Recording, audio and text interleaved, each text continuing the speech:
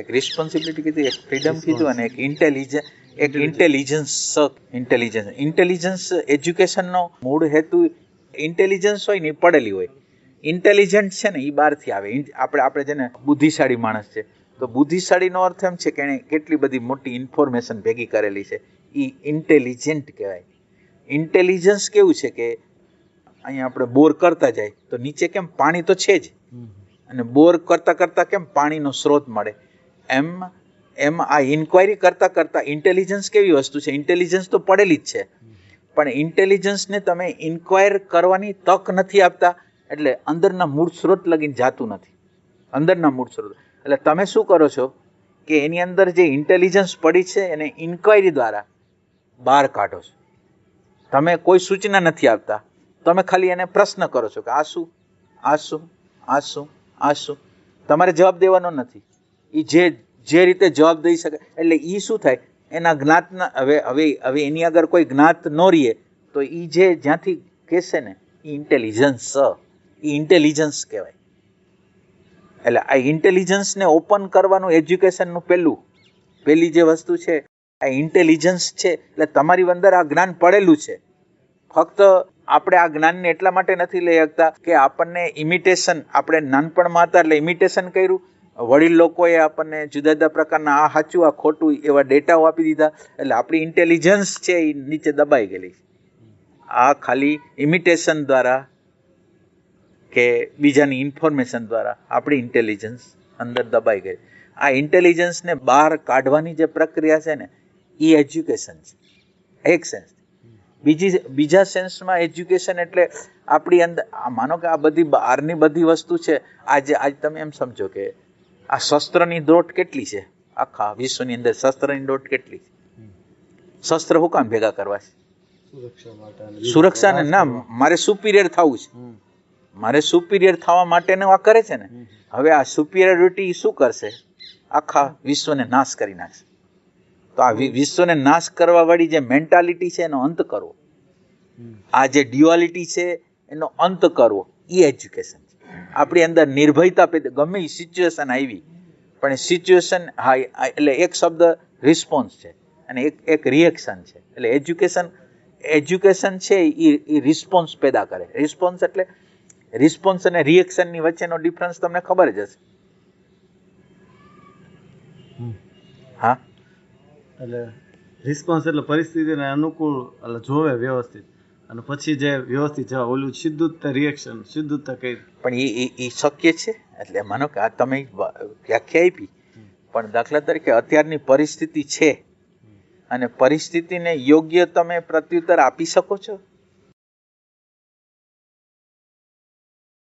એટલે એક પાણીમાં મેં કાંકરો નાખ્યો એટલે શું થાય? વમળ. એક મારા ચિત્તતંત્રની અંદર મારું અપમાન થયું, મને નુકસાન ગયું એટલે અંદર વમળ પેદા થયા. આ રિએક્શન એ કોને અડે છે? એ અડે છે કોને? આ જે પરિસ્થિતિ છે કોને અડે છે? ડેટાને અડે છે. અને ડેટા એ આપેલા મૂલ્યાંકનો છે. ડેટા બહારથી આવેલા, સમાજે આપેલા મૂલ્યાંકનો, ધર્મે આપેલા, કુટુંબે આપેલા. એટલે આ જેવું એક પરિસ્થિતિ આવે છે એટલે ડેટાની અંદર જાય છે, ત્યાં વમળો પેદા થવાનું ચાલુ થાય. એટલે ત્યાં આ જે ડેટા છે એની આગળ જોવાની શક્તિ નથી, જોવાની કોઈ શક્તિ નથી. એટલે આ થયું રિએક્શન. હવે રિસ્પોન્સ એટલે રિસ્પોન્સ, તમે અરીસો છે અને અરીસાની સામે ઉભા રહ્યો તો અરીસો તમે જેવા છો એવા જ બતાવે કે તમે ન હોય એવું જ બતાવે? તો રિસ્પોન્સ એવી પ્રક્રિયા છે કે અત્યારે હું જેવો, દાખલા તરીકે અત્યારે પરિસ્થિતિ જે છે તો પરિસ્થિતિ જેવી છે એવી બતાવે, એ રિસ્પોન્સ છે. હવે રિસ્પોન્સ ક્યાંથી આવે? હવે જો તમે ડેટા હારે જોડાયેલા હો તો રિએક્શન જ આવે. તો તમારી અંદરના એમ્પ્ટીનેસ હારે તમે જોડાયેલા હો, અને એમ્પ્ટીનેસ પોતે જ્યારે જોવાની પ્રક્રિયા કરે ને ત્યારે તમારી અંદરથી એટલે ઓબ્જેક્ટિવલી તમે જોઈ શકો. અત્યારે આપણી આગળ તાકાત નથી કે આપણે ઓબ્જેક્ટિવલી જોઈ શકીએ. અત્યારે કાંઈ પણ વસ્તુને મારે ટચ કરવો હોય ને, માનો કે તમને જોવા હોય ને, મારે મારા ઓલા બ્રેઇન સેન્ટરના ડેટાને અડીને જ તમને ટચ કરવો પડે. અને આ બધી પ્રક્રિયા છે એ રિએક્શન છે. પણ રિસ્પોન્સ છે એ મારી એમ્પ્ટીનેસમાંથી, મારા એમ્પ્ટીનેસમાંથી. એમ્પ્ટીનેસ એટલે આપણે હમણાં ઇન્ટેલિજન્સની વાત કરી ને, ઇન્ટેલિજન્સ શું કરે છે? ખોદે છે.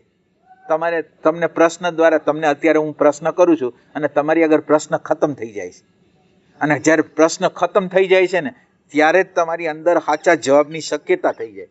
હવે તમે એક જગ્યાએ આવી ગયા, એક એવી જગ્યાએ આવી ગયા કે ત્યાં જવાબ નથી. હવે શું થાય? રાઈટ એજ્યુકેશન શું કરે છે? આ જે જવાબ નથી ને, હવે જવાબ તમને શું કામ ન આવ્યો? જવાબ શું કામ ન આવ્યો? તમે ડેટા એનો નહોતો તો જવાબ ન આવ્યો. તો હવે તો આ ડેટાને ક્યાં, આ પ્રશ્નને પહોંચાડવો છે ક્યાં? આ પ્રશ્ન છે એ ડેટામાંથી નથી આવવાનો, તો આ પ્રશ્ન પહોંચાડવો ક્યાં?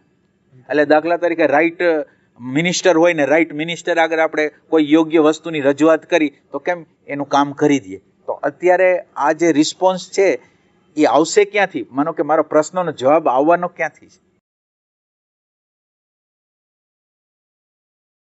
જે આપણી અંદર ડિવાઇન તત્વ, જે જાણકાર છે ને, એટલે અત્યારે ડેટા નથી અડતા તો અંદર જે જાણનારો છે ને, પ્રશ્ન છે ને, એ અંદરનો જાણનારો, તમે જાણો કે ન જાણો, એ જાણનારા આગળ પ્રશ્નને આગળ જાય છે, એની સામે અફડાય છે પ્રશ્ન, અને અફડાય છે પ્રશ્ન એટલે એને જવાબ આપવો પડે, અને એ જવાબ જે આપે ને એને ઇન્ટેલિજન્સ કહેવાય. એ વૈશ્વિક ઇન્ટેલિજન્સમાંથી આવે. એટલે આ એજ્યુકેશન છે.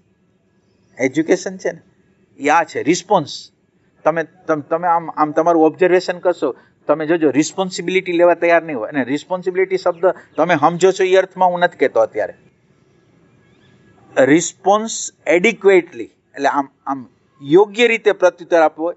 જે ઇવેન્ટ, ઘટના હોય, જે પરિસ્થિતિ હોય, જે સંબંધો હોય, એને યોગ્ય પ્રત્યુત્તર આપવો. યોગ્ય એમાં સેજે ખોટ હોય જ નહીં કે તમે જો પ્રત્યુત્તર આપ્યો એ સાચો જ હોય. એ એજ્યુકેશન છે. Right response. અને આ રિસ્પોન્સમાંથી રિસ્પોન્સિબિલિટી, અત્યારે આપણે રિસ્પોન્સિબિલિટી શબ્દ છે ને વિકૃત થઈ ગયો. રિસ્પોન્સિબિલિટી એટલે મારા ફાધરનું કરવું પડશે, મારા મધરનું, મારા પત્નીનું કરવું પડશે. આ રિસ્પોન્સિબિલિટીની વાત નથી કરતા. રિસ્પોન્સ એટલે તમારી અંદર સેન્સિટિવિટીમાંથી જન્મતી જે ડ્યુટી છે, તમારા પ્રેમમાંથી જે જન્મતી જે ડ્યુટી છે ને, એને રિસ્પોન્સિબિલિટી કહે. આ લાદેલી વસ્તુ છે કે પત્નીને, બાળકોને રાખવા પડશે એટલે મારે રાખવા છે, એવું નહીં. એ સંદર્ભથી આપણી અંદર માનો કે આને ભોગવનાર કોણ છે? આપણે જ છીએ. હવે આ ભોગવનાર છે એ નિરંતર રીતે કોન્ફ્લિક્ટમાં જ છે. એ જેવો બહાર નીકળે છે ને, કોઈ વ્યક્તિ સાથેના સંપર્કમાં આવે છે ને, એટલે એનો ઈગો હર્ટ ન થાય ને એના માટે નિરંતર સાવધાન.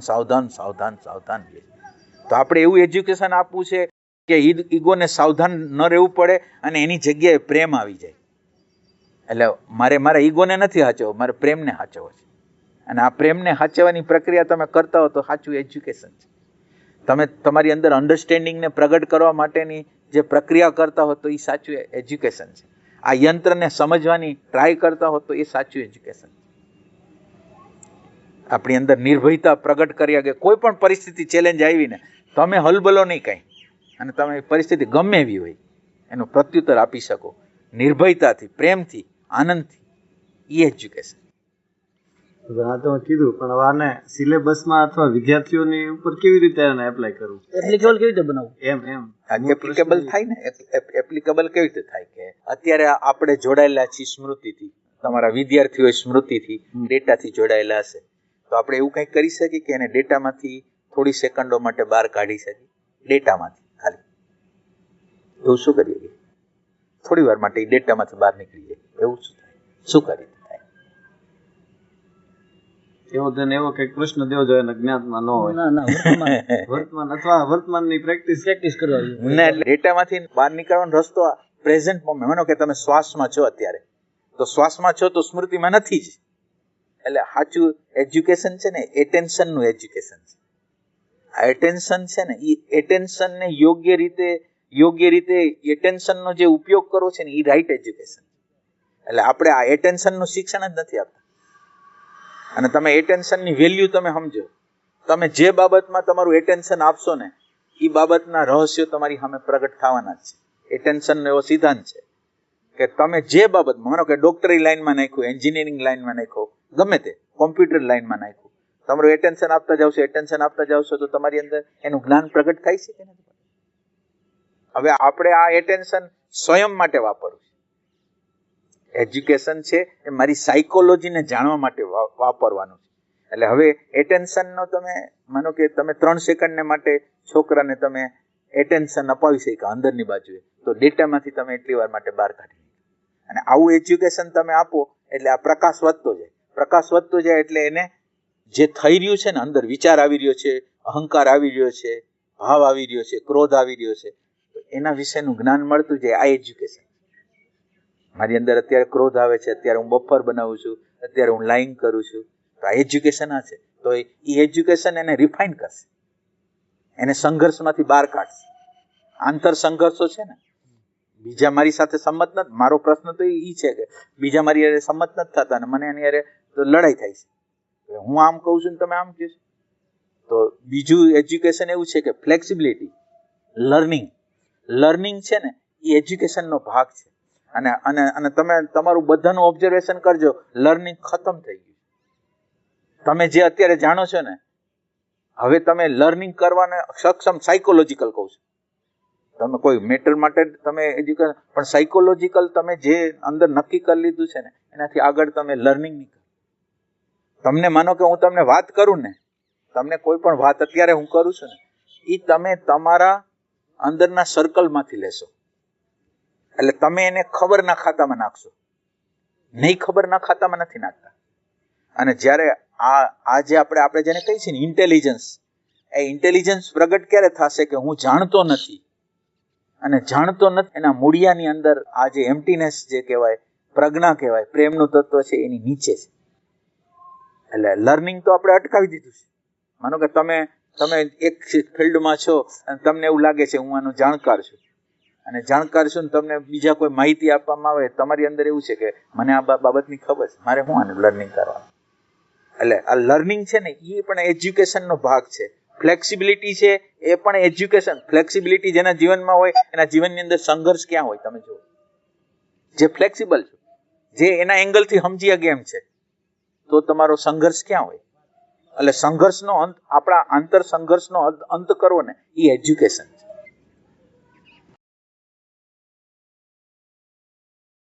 મારી અંદર જે ક્રોધ આવે છે તો એ ક્રોધ તો મને જ બાળે છે. તો મારી અગર એવું એજ્યુકેશન હોય કે ક્રોધની સામે હું ઊભો રહી શકું, ક્રોધને હું સમજી શકું અને ક્રોધનો હું અંત કરી શકું, એ એજ્યુકેશન.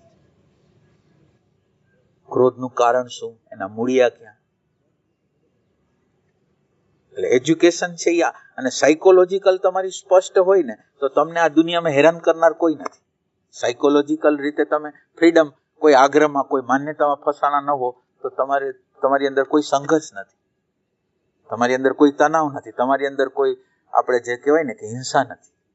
તમે એક પણ આગ્રહ, એક પણ માન્યતા, એક પણ ધર્મ, એક પણ સંપ્રદાય, એક પણ ગુરુ ને તમે પકડો ને, ત્યાંથી હિંસાની શરૂઆત થાય. મારા ગુરુ સાચા, તમારા ગુરુ ખોટા, મારો ધર્મ સાચો, તમારો. કોઈ પણ વસ્તુને તમે ચીટકો છો ને, ત્યાંથી કોન્ફ્લિક્ટ શરૂ થાય. અને એજ્યુકેશન તમને કોન્ફ્લિક્ટમાંથી મુક્ત કરવા માંગે છે. તમારા આંતર સાયકોલોજીકલ કોન્ફ્લિક્ટ, અને સવારથી હાંજ લગીને તમારે જો કડક તમારે રહેવું પડે છે. બીજા માન આપે તો આમ બહુ ખુશ થાય છે, બીજા અપમાન કરે છે તો નાખુશ થાય છે. તો આપણી બધી ચાવીઓ બીજા લોકો આગળ છે. અને આ એજ્યુકેશન તમને આ બીજા લોકો આગળ જે ચાવી છે એમાંથી છોડાવવા માંગે છે.